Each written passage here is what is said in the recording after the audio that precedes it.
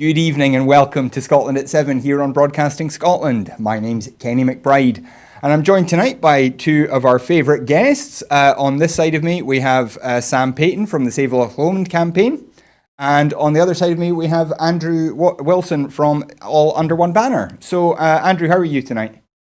I'm well, Kenny. Kenny, good evening. How are you? I'm not bad at all. And Sam, how are you?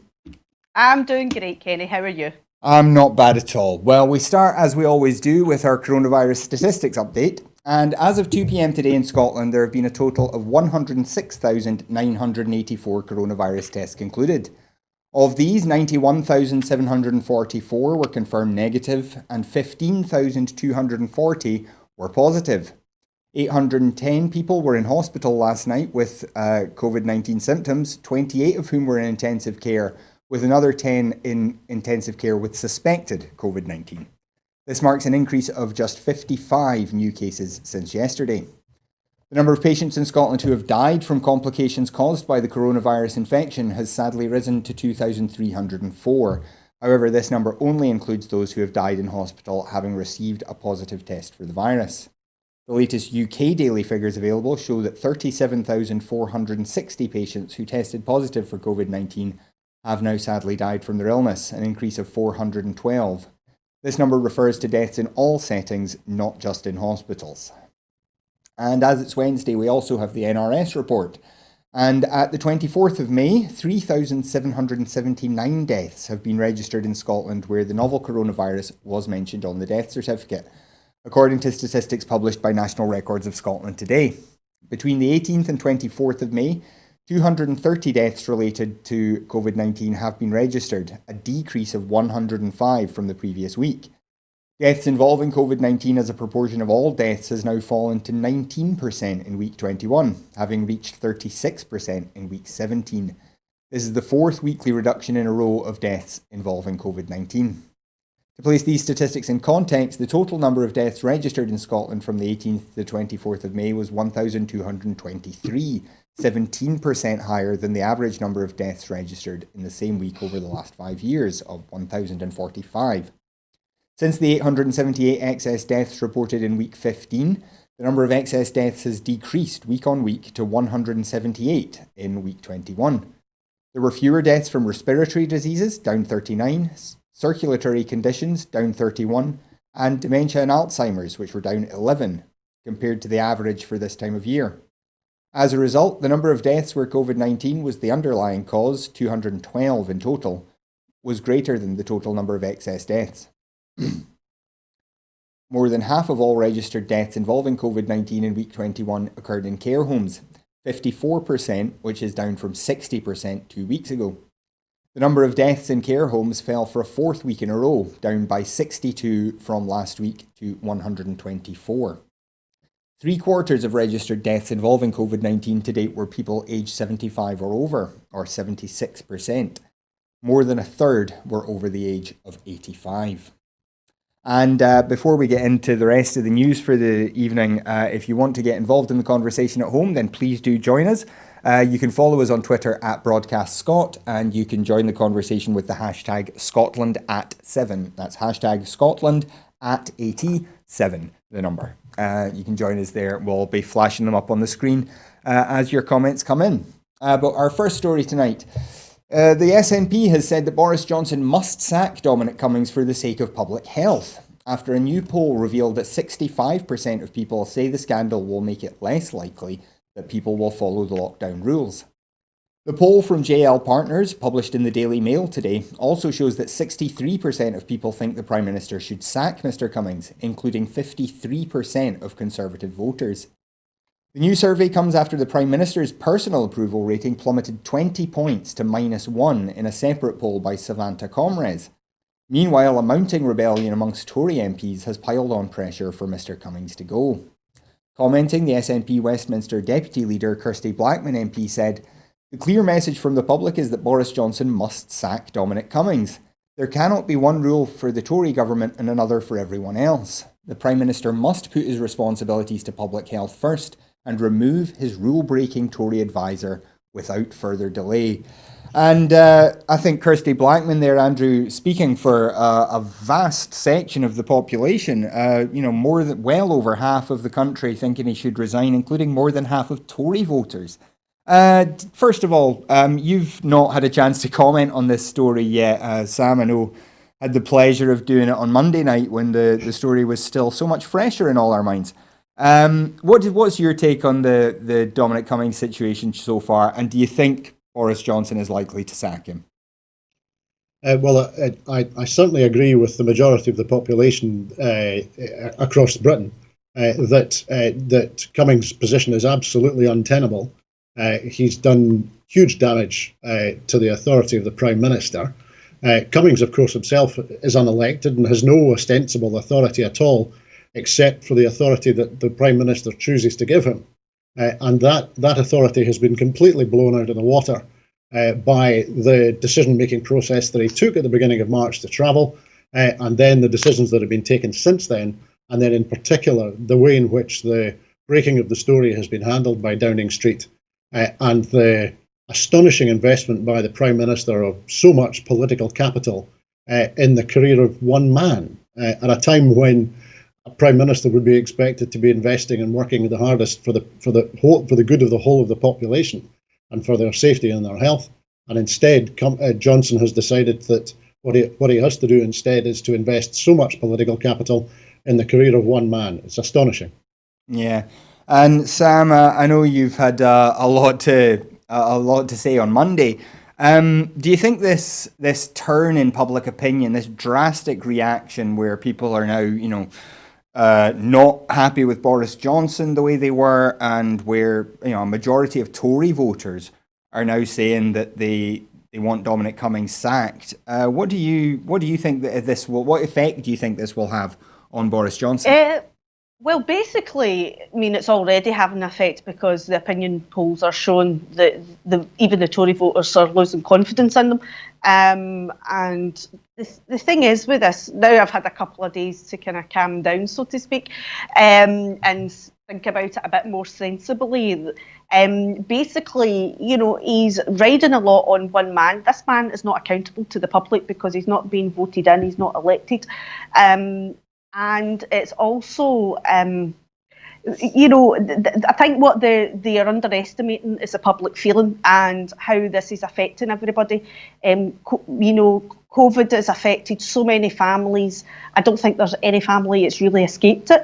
And it doesn't matter what your political beliefs are. COVID is affecting everybody, and a lot of people have been doing everything they can to adhere to the rules. There's been lots of single parents, people who live far away from their families with children, various other circumstances, and they have done everything they can. They have struggled through it, and for someone to turn around and say that he travelled 260 miles to get childcare is just, it's not good enough. And then to say that he went out for another drive to test his eyesight is just absolutely pathetic.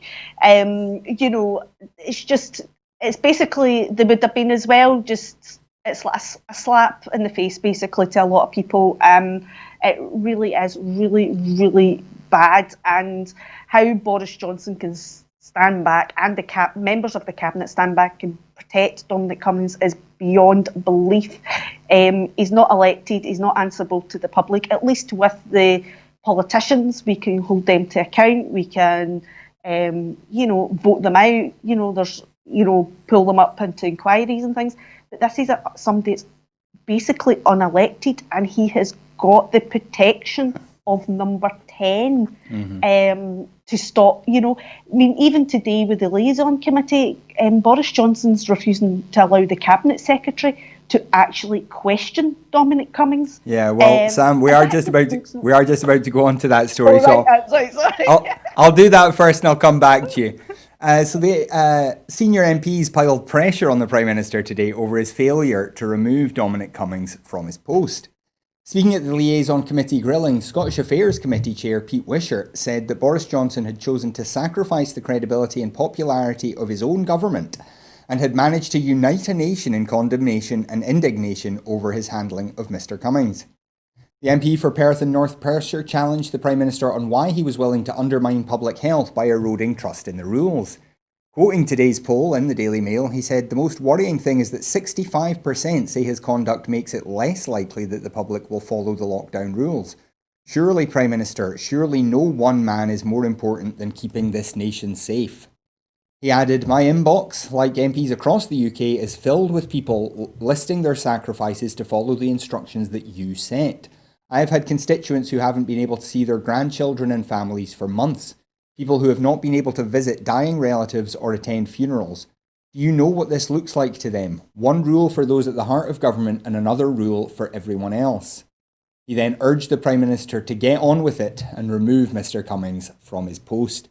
So Sam, you were watching the liaison committee this afternoon. What did you make of Boris Johnson's performance? Well, I need to try and be polite here because it was just absolute. It was just absolute. It was a car crash. It was absolutely shocking. He just bumbled away through it. He didn't answer the majority of the questions. He did not answer directly. It was as if he was making things up on the spot. He was trying to avoid a lot of questions from a lot of different members of the committee. He was just, it was a bit of a car crash, Kenny. It really, really was. It's not quite the calibre you would expect from a Prime Minister or a leader, and it was really poor. Yeah. Andrew, did you catch any of the liaison committee today? What did you make of it? I managed to listen to the first half of it roughly. I think the Prime Minister's performance was very typical for him. As Sam says, there was no detail and there was a lot of bluster and bumbling around.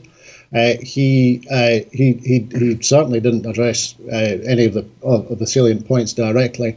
And I think the politics, notwithstanding the public health issues, which are the fundamental issues here, that somebody in the centre of government clearly broke the rules. And now the rules are either being retrospectively changed, so it makes it look like he didn't break the rules, and or then even more important, confusion and mixing up of public health messaging, which by definition has to be very simple and very straightforward. Mixing all of that up is clearly going to begin to cause political problems. The way in which the Downing Street responded to the story breaking over the weekend, which was to deploy what now appears to be a cabinet made up entirely of sock puppets, who would immediately leap to Cummings' defence. The credibility of the cabinet has been damaged, the credibility of Downing Street and the administration has been damaged, and the Prime Minister's credibility, as the polling in the Daily Mail of all publications shows, the Prime Minister's credibility, and you would think, especially amongst those in the north of England who so famously voted for him at the last general election, you would think that his credibility now is, if not hold beneath the waterline, is certainly severely damaged. Yeah, well, we have another wee comment here. Senior police figures in England have warned that their jobs are getting harder because of the government's failure to hold Dominic Cummings to account for his breach of lockdown rules. Speaking on Radio 4's World at One programme today, West Midlands Police and Crime Commissioner Labour's David Jameson said, "I've received intelligence reports from senior officers of my force who are now saying that officers on the ground are reporting things like, if it's okay for Cummings, it's okay for us. And other people saying, it looks like there's one rule for us and another rule for the people in number 10 Downing Street. Now, if the rules are flexible, then it's almost impossible for police officers to be able to carry out their job effectively." Separately, former Durham Police Chief Constable Mike Barton told BBC News, "Let's not beat around the bush. He broke the rules, it's very clear. Now, does this make it harder for policing? Of course it does. And what makes it really hard is not only the fact that Cummings did this, but he's completely unrepentant." Now, Andrew, coming to you again, is there some way, do you think, and is there perhaps appropriate that there should be a way for special advisors like this to be held to account in some way? Something that isn't possible for him to be protected by political patronage? Well, it's an interesting question, Kenny. I suppose we've had regimes of special advisors and sofa cabinets since the early days of the Blair administrations 20 years ago. So that process is certainly now well embedded, and to be fair, embedded both in Westminster and in Holyrood. But I think it's in my own mind, it contrasts quite sharply with the political advisors that Mrs. Thatcher had, to go back even further, who largely were politicians themselves. They may have been questionable and odious people, but they were at least elected politicians who could be removed. But the style of government relying so heavily on special advisors and spin doctors certainly now appears to have reached such a peak that it's demonstrating that it causes constitutional problems, it causes legal problems, and the issue, as I said, I think will certainly begin to damage the credibility of the current government and of governments in general. And I think an approach to more heavily regulate special advisors, they come under a number of codes in Westminster, I believe, but it is beginning to appear that they need to be even more heavily regulated, because when the Prime Minister chooses to invest all of this political capital in one man, there is in fact very little that can be done. Mm-hmm. And Sam, on this point of whether this makes it more difficult for the rules to be policed, isn't there a thought that maybe if the vast majority of the country is so angry about what Dominic Cummings has done, that some of us are quite thrawn and will just say, well, damn it, that just makes me more likely to stay in the house and do the right thing. Isn't there that possibility? Yes, there is. I guess it depends on your mindset, but I think up here in Scotland, we are aware that, or majority of us are aware that, our rules are slightly different from England. We've got our own kind of law status. So yeah, our lockdown is working at a total different timeline. But I can, down in England, I think what's going to be happening is it's going to be basic. Maybe it could be split in two. You're going to get people turn around and say, no, I'm going to stay at home. And then you're going to get people turn around and say, well, if he could do it, I can do it. So I think you're going to have kind of two sides of the one coin down there at the moment. And it's going to be very difficult to police, because how do police turn round and issue fines or advice? How do they police that situation? And when it gets to the courts, how do the courts deal with it? When you've got somebody so senior in government blatantly breaking the rules and get away with it and admit it live on TV. And, so it'll be interesting to see what's going to happen, especially if people start appealing the fines that they've been given and it starts ending up in the courts, how that's going to play out. Yeah. And Andrew, I mean, it is really a very difficult thing when the government has said this was legal, this was responsible, this was a man acting full of integrity. I mean, it really does make it quite difficult for people then to look at their own situation and go, well, I'm careful. I can get in the car and go a long drive and not infect anyone because I'm careful. It's a wee bit like a defense of, well, I'm a very careful drunk driver and I've never killed anyone, so you can't fine me for drunk driving.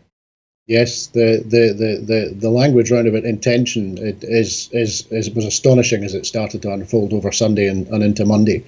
It simply beggars belief. And at this time, when, as Sam says, England has relaxed some of the restrictions a little bit, and there's an expectation that in Scotland we might see some small relaxations on Friday if the First Minister considers that it's appropriate to do so.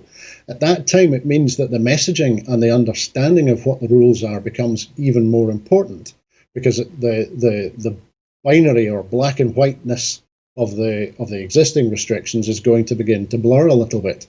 And if that blurring is then exacerbated by the behaviour of one man who point blank refuses to accept that he even should apologise for what he did, let alone resign.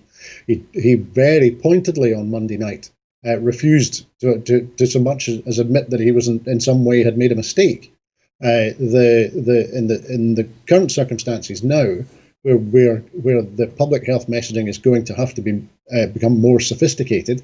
And also, I think both governments in Westminster and Holyrood are beginning to signal now the likelihood that as we approach a second wave of infections, that the lockdowns will be applied on a more localized basis.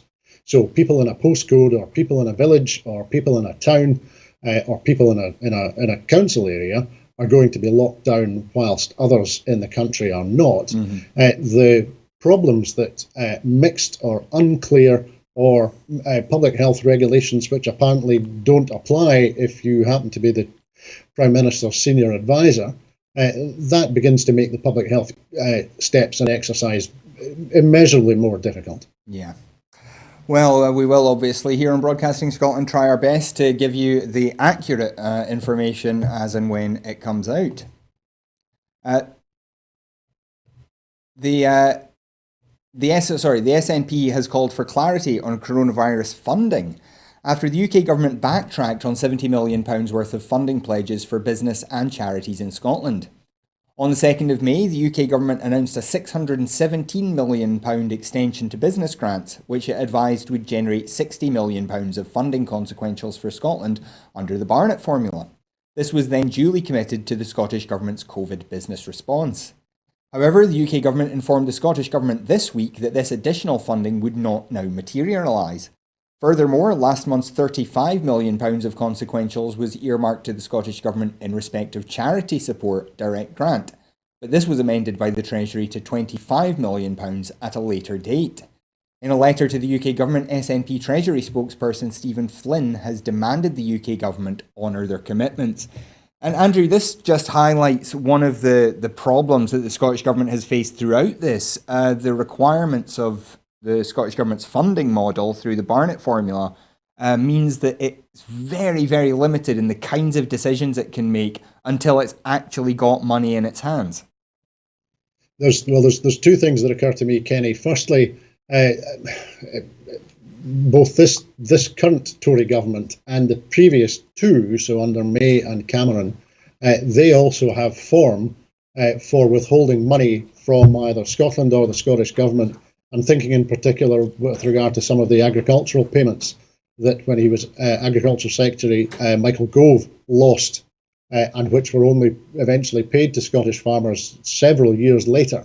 And certainly I was reflecting that the process of securing this funding from Westminster in these circumstances becomes more and more almost transactional. It almost becomes contractual, and the need to be thoroughly documenting and locking down commitments, and especially at this time when events are moving quickly, it begins to degrade the credibility of Westminster if the things that it says it will do, especially when it comes to money, the things that it said it will do, then it reneges upon. That's another credibility issue that it gets. Mm-hmm. The other concern, the other aspect, of course, and maybe the point you were more making, is that I think certainly in March, the Institute for Fiscal Studies, who are not largely regarded as being great fans of Holyrood, pointed out that the ability of the devolved administrations to respond to a crisis such as this was being significantly hampered by the relatively tight financial constraints that are placed on the devolved administrations. And the IFS's advice and their recommendation was that going forward, the ability of the devolved administrations to exercise greater fiscal freedom and greater fiscal responsibility, including borrowing, would be an important help and assistance in addressing future crises of a similar type. Uh-huh. And of course, in the Scottish context, I was speaking to somebody yesterday who was pointing out that, of course, the people of the Faroe Islands, which is a very small country, they were able to. Their government issued Faroese bonds very quickly and raised 400 million euros, I think, in a bond issue in a matter of days.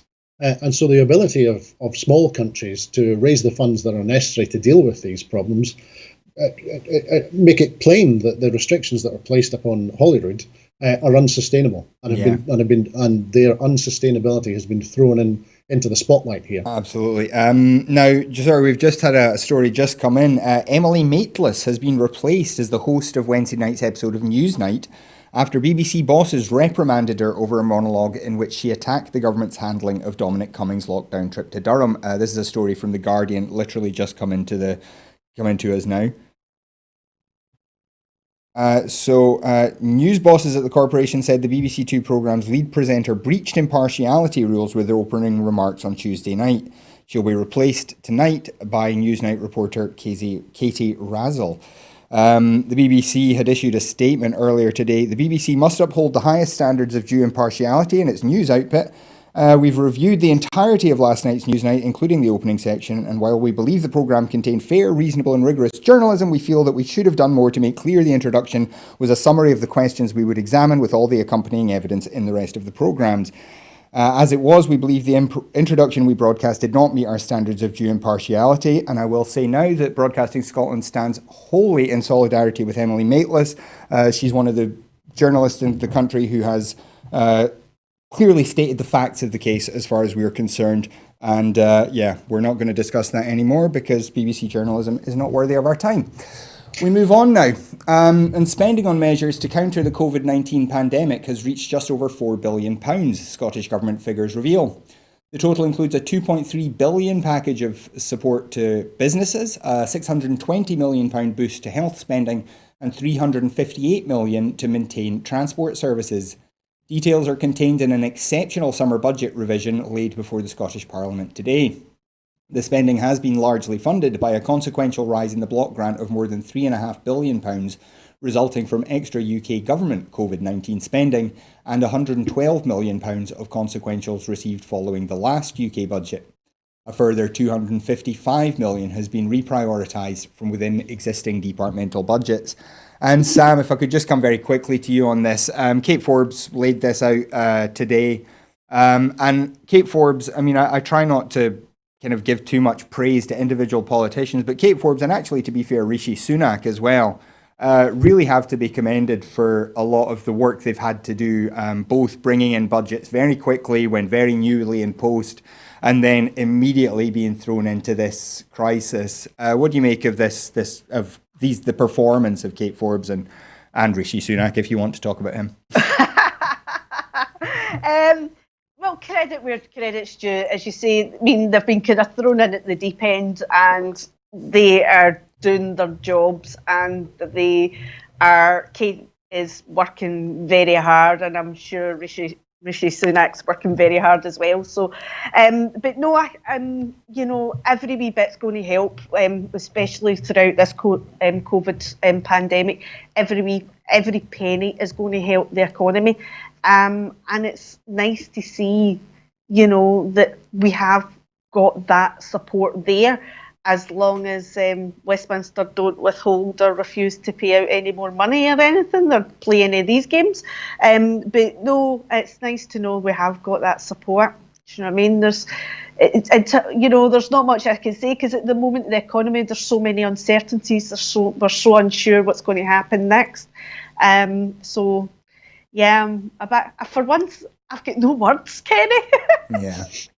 Anyway, we'll move on to the next story then. And Michel Barnier has confirmed that the European Union remains open to a 2-year extension to the Brexit transition period, and has called on Boris Johnson to accept the offer to protect jobs and the economy amid the coronavirus crisis.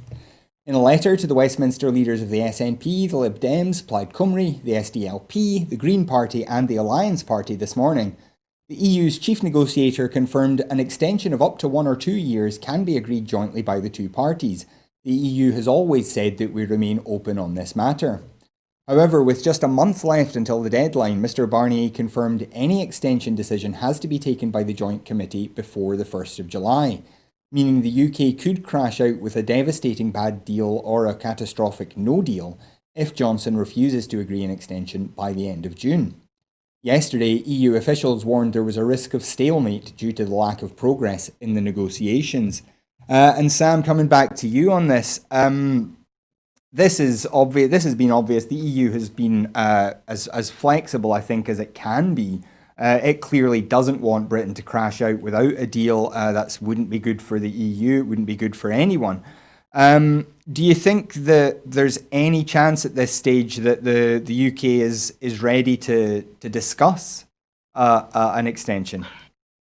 Going by what's happened the last couple of days, and the arrogance that we've seen displayed right across, live TV, I don't think there is. One of the things I seen on Twitter just before we came on the programme tonight, I was doing a research on Twitter, and one of the things that showed up was there is people out there who are trying to claim that the ones that go against Dominic Cummings are the ones that voted to remain in Europe. So they're trying to make this into something else regarding Dominic Cummings. So I can see that kind of starting to open up if it might take wings over the next few days. But no, I don't think so. I mean, I think it's great. I mean, the EU's gave us the option of a 2-year extension, which is what we need. Personally, I hope Scotland doesn't leave the EU. I hope we go independent and go our own road. But I don't see Johnston and Cummings and Gove and all that taking it. I see them wanting to go for the crash out of Europe, and I've said that from day one, and they are going to use COVID as an excuse. Well, the idea that it's just Remainers that are upset about these, or even that it's even just Remainers that want an extension, is false, according to polling data. Yeah. Polls from YouGov, Panelbase, and Focal Data show that the majority of people support an extension. And a poll by Focal Data, the most recent of those on the 15th of May, found that 83% of people in Scotland and 77% of people across Britain say the UK government should agree an extension to the transition period. Andrew, if I could come to you on this, and to tie it back into our earlier story, there is a rumour going around, and this, we have no confirmation of this, but I wonder what you make of it, that while Dominic Cummings and Boris Johnson, in fact, were out of Downing Street, there were manoeuvres to start discussions about an extension. And one of the reasons that there is such disquiet in the Tory party about Dominic Cummings right now is because once Boris Johnson got back, they shut that discussion down very, very sharply. It doesn't come as a surprise, Kenny. I'll close off one point that was open from before with regard to Rishi Sunak, if I may, very quickly. I'm very much with Charlie Brooker regarding the Chancellor of the Exchequer. I think he looks like a contestant on The Apprentice. However, it's clear that the Treasury swung very quickly into action, and both the Treasury in Westminster and in Holyrood, which indicates, especially in Westminster, that maybe one of the few departments which is not paralysed and dysfunctional is perhaps the Treasury. And I think that message is maybe underlined. I remember when Matt Hancock was being asked on Saturday or Sunday about what should happen to the fines that had been handed out to people who had also broken the lockdown rules. Hancock curiously said that he would speak to the Treasury about it. He didn't say he would speak to the Attorney General or to the Home Office or to the Ministry of Justice in England. He said he would speak to the Treasury, and that suggests to me that the Treasury is perhaps still holding a great deal of power, and maybe regarded in Westminster as being one of the few departments which is operating in some kind of meaningful and constructive way. But that wasn't the question. With regard to the EU, I think, Kenny, one aspect is that as a result of the current crisis, the EU was already very aligned and very disciplined and speaking with one voice with regard to Brexit. One of the key aspects that might have sown a little bit of disharmony inside the EU was with regard to shared borrowing. Germany, in particular, has always been dead set against the EU borrowing funds, which then become the responsibility of all of the member states to repay. However, I think over the last 2 days, it's clear that both Macron and now the German Chancellor have agreed that shared borrowing of up to 750 billion euros should be arranged by the EU in order to provide assistance to member states during the continuation of the current crisis. What that, I think, tells me is that the already strong and resolute and, as I say, disciplined message and approach from the EU, and rational and legally based, and all the other things that the EU is set up, the way in which the EU is set up. That approach is perhaps becoming even stronger as a result of the current crisis, and that is in contrast to a time when, as you say, even something as critical as this crisis is in the minds of some of the Brexit jihadists. Even this crisis is viewed by them through the prism of Brexit. The death cult of which they are members is now so all-consuming that even a crisis the like of which we've not seen since the Second World War, even this is viewed by them through the prism of Brexit. And the thing that is most important to them this year is to achieve their crash-out sainted Brexit at the end of the year, no matter the consequences. And I think that's quite telling that the fault lines that have existed in the Tory party for 40 years are still there, and are still, even after the last general election, those fault lines are perfectly capable of tearing a damaged and incredible government apart. Mm-hmm. And Sam, I mean, this is something that it seems a very strange thing to do, because clearly, if the UK government did want any sort of deal, it must understand that there's no way to do that. And again, we see this huge majority, clearly, a lot of leavers and probably, I'm sure, almost all Remainers, all want this extension. They all understand that coronavirus has changed the game. Why is it that you think that there's this resistance to even polling, which is usually, we would think someone like Boris Johnson, polling would be the one thing that might change his mind about a lot of issues, because he loves to be popular. Why do you think he's so resistant to that now, that he's willing to be so unpopular and yet still keep soldiering on with this Brexit mission that he's got? In one word, arrogance. Well, Basically, that was he's simple. just been arrogant, and I think that's it. It's just absolute sheer arrogance. He doesn't seem to be taking advice. Even watching the liaison committee today, he just isn't for taking advice. I mean, he admitted that he's not reading any of the scientific reports. He's just not, unless it's Dominic Cummings, he's not taking advice. It's just sheer arrogance. Yeah. And why, I don't know. I don't have that inside information. I wish I did. But no, he's just, for some reason, he's not listening to polls. Even his fellow MP politicians, he doesn't seem to be taking advice from them. And he's just got this agenda. They've got this agenda that's been probably drawn up long before COVID, and they are still, I mean, when they're talking, they're on track. They're on track to deliver. They're on track to meet all their manifestos.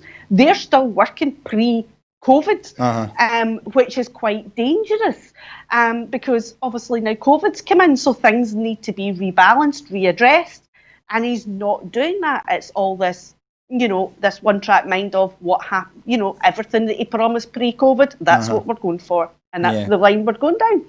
And Andrew, just very quickly, last night on Newsnight, which I have to say, as I say, Emily Maitlis and the whole team at Newsnight did an excellent job on that show, I felt. Andrew Bridgen had said that Andrew Bridgen, a Tory MP and arch Brexiteer, said that Dominic Cummings was deciding policy at number 10 while Boris Johnson was ill. Now, do you think that was a slip of the tongue, or do you think it reflected something deeper? Oh no, I think it's absolutely spot on. I know that Bridgen was rolled out on Monday as the first part of the defence of Cummings. It was Bridgen who started talking at lunchtime about how we would all be astonished and persuaded by however it was that Cummings would perform in the Rose Garden that night. As you say, Bridgen's role as Parliament's leading tatty farmer and ERG and Brexiteer fundamentalist puts his position and his motivations severely into doubt in my mind. But I think certainly I was going to say, in answer a little bit to the last question as well, I agree with Sam that arrogance can sum up very much the Prime Minister.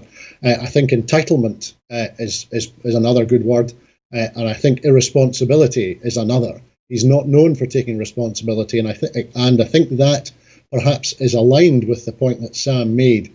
The only person that the Prime Minister listens to is Dominic Cummings, and the question is, who's setting the agenda for Cummings and why? It's clear that with his associations in the past with anti-EU and then Brexiteer organisations, and his close alignment with the bogeymen of the right, Steve Bannon and worse, there must be questions asked about what Cummings' role is and what he is doing. It's clear that he has, even for a senior advisor, or the most senior advisor, he has astonishing power and influence in Whitehall. That's possibly why this story is continuing to run, because it is likely that he has annoyed as many Tory MPs and upset as many Tory MPs as he has Leavers and Remainers. Frankly, I don't think Cummings is known for his people skills. Put it that way. So I'm not surprised that people like Bridgen were being deployed apparently on behalf of Cummings, but I would certainly set some weight by the idea that what he said is in fact true. And just on the other point, I'll be very brief. I think Emily Maitlis has delivered two quite blunt and quite inspirational monologues over the past 10 or 14 days. This was the second one, and it was clear that she was exercised. That the new editorial team on Newsnight were starting to flex their muscles a little bit, and to be fair to them, they were reflecting the views of the majority of the population. So it's disappointing that she's being hauled up, but I'm not surprised. Yeah. Well, we move across the Atlantic now, and US President Donald Trump has threatened to regulate or shut down social media companies for stifling conservative voices, a day after Twitter attached a warning to some of his tweets, prompting readers to fact-check the president's claims. Without offering evidence, Trump again accused such platforms of bias, tweeting, "Republicans feel that social media platforms totally silence conservative voices. We will strongly regulate or close them down before we can ever allow this to happen." The president, who is of course a heavy user of Twitter with more than 80 million followers, added, "Clean up your act now," with 4 exclamation marks. Trump's threat to shut down platforms like Twitter and Facebook was his strongest yet within a broader backlash, especially amongst the American right wing, against big tech. For the first time, Twitter added fact-check labels on Trump tweets after he made unsubstantiated claims yesterday about postal voting. It attached a blue exclamation mark alert to his tweets to warn his claims were false and had been debunked by fact-checkers. In a pair of early morning posts today, the Twitter again blasted postal voting. In a third tweet, he threatened big action against Twitter. Twitter and Facebook both declined to comment on Trump's tweets. And Sam, if I could come to you first. Now, this is always a controversial area. There are obviously voices on the right who have been kind of banned from Twitter, banned from Facebook, banned from YouTube. But there are also people who have perfectly reasonable, these are not all, extremists. They're not all necessarily, the really far extremes who are people inciting violence or inciting hatred. They're just people who have, quite strong right-wing views, which we may not like them, but we have to accept them. How much concern do you have about Twitter and Facebook getting into the questions of who's telling the truth, who's not, and then how do they decide who they monitor? Because they clearly are going to find it very difficult to monitor everyone's accounts and decide who's in the right and who's in the wrong. The problem is that social media, it gives people a platform to air their opinions, whether you agree with them or you disagree with them. When I'm on social media, I run with the view that, as long as somebody's not inciting hatred or, and things like that, I just ignore them. And if somebody's inciting hatred or harming people, then obviously you report it. The problem is with Trump, as we all know, he loves Twitter, and he does tweet a load of and there's, other false claims and things like that. The thing is as a campaigner, I know with the Save Loch we've got 2 Save Loch Lomond accounts, and the reason we've got 2 is the first one, the one that's been running the longest, that's been there from day one, we were actually, that account was suspended within the first 2 weeks of us opening that account. And we don't know why. And we had to go through a process of consistently validating the account. And seemingly people had reported it to say that it wasn't, a proper account or a proper campaign. We got through that, and then after a wee while we had a few other glitches with it, where we were put in Twitter jail and things like that. We were restricted from tweeting and things. So after a wee while and these problems, we decided somebody else would open up another Twitter account. And the same thing happened. At one point that account was completely shut down, and after contacting Twitter and annoying them over a period of time, it turned out what had happened was their algorithms had picked up something, but mistakenly had picked up the excuse we got was the algorithms made a mistake and basically pointed out our account as being a bad account or whatever, spam account, and when it wasn't, and we got the account back. And this seems to what happens. So the thing is, when you're on social media, you've got to be careful, watch your language and things like that. And yes, we can all kind of say bad words on social media when we get very passionate. But yeah, they do have a bit of control. But then again, they have designed it. It's their business. Of course they're going to want control. How do they moderate it? I don't know. It's a difficult one. It's balancing up freedom, giving people's right to express themselves and freedom of speech against, to what, when you turn around and say enough's enough. Absolutely. And at the end of the day, they do run these businesses. This is their businesses. This is their companies. But at the same time, they've got to have a certain degree of responsibility for when it does go wrong. Yeah. And Andrew, just to come to you quite quickly, I mean, we could, I know, talk about this kind of thing for hours. But, Twitter and Facebook, obviously there's this tension between, are they a public space where anyone has freedom of speech, or are they publishers which have to take responsibility for their content producers, their writers, which is anyone who uses Twitter. And then you've got things like YouTube kind of demonetizing accounts allegedly with certain trigger words that their algorithm picks up through voice recognition. What again, very quickly, what do you think, where do you sit on some of these issues? Well, I think at this precise moment in time, with a public health emergency, the ability, the acute need to be able to remove those who will publish things which are demonstrably and obviously fake, up to and including 5G gives you COVID. The ability to remove that misinformation, those deceptions is important. I heard that process being described this afternoon in more Victorian terms. I heard it being described that those who are spreading what the president would call false news, so those who are sort of the president himself, in saying that mail-in ballots are in some way less secure than face-to-face ballots in the States. It is equivalent to living next door to a large industrial factory that is pumping out pollution.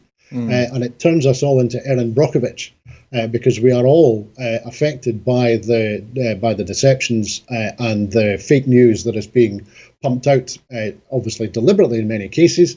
And it's important that we find a way quickly, as we did with large industrial factories, to regulate what it is that they produce, or else they do actual harm to actual people. And certainly, as if with any luck, we are moving to a place where we begin to identify and develop and distribute vaccines in respect of COVID-19, the anti-vaxxer brigade will need to be curtailed and will need to be managed. Otherwise, there is a risk that efforts to limit and to control the spread of COVID-19 will be undermined by those who are quite happy to spread measles and other diseases in our population already. Mm-hmm. Well, of course, we at Broadcasting Scotland do take our view as a broadcaster of fact-checking politicians fairly seriously, so you can always come to us for accurate information. Precisely. Anyway, moving on, the number of anti-Semitic crimes committed in Germany rose last year by 13%, Interior Minister Horst Seehofer said today, laying the blame squarely on right-wing radicals. Germany has stepped up efforts to counter far-right groups in recent months, especially after a gunman in the city of Halle killed 2 people outside a synagogue in October. The biggest threat in our country comes from the right. This is a reality. We must remain alert and tackle it, said Seehofer, a Bavarian conservative. Authorities registered 2,032 crimes with an anti-Semitic background, up 13% from 2018. And Seehofer said that more than 90% of those were perpetrated by right-wing radicals. Germany's Jewish community expressed shock. The attack in Halle last year was a signal, said Joseph Schuster, president of the Central Council of Jews, urging politicians and society to do more to fight anti-Semitism, which he said had become commonplace in Germany. Especially on the internet, unrestrained hatred hits us, but also on the street and in schools, the rejection of Jews is a massive problem. Sam, obviously you're no expert on German politics, but this is something that we've been talked about throughout Europe for over the last couple of years, a rise in anti-Semitism, rise in certain kinds of racist attacks, certain other, racially motivated attacks, political violence of various sorts. What do you make of this story? It's absolutely heartbreaking. There's absolutely no need for it at all. And it's the same as well over here. We're getting a rise in right wing as well, and it's not just against Jews, it's against all different other minorities, ethnic minorities as well, and it's just absolutely disgusting. It needs to be tackled. They need to, whether it's Germany, the United Kingdom, or whatever country, they need to really address what is causing the problems.